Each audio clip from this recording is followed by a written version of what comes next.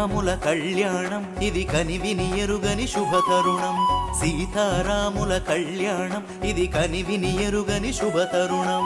రామచంద్రుడే పెళ్లి కుమారుడు, జానకి మాత పెళ్లి కూతురు.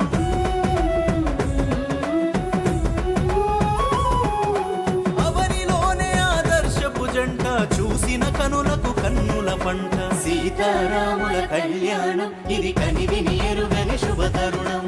సీతారాముల కళ్యాణం ఇది కనివిని ఎరుగని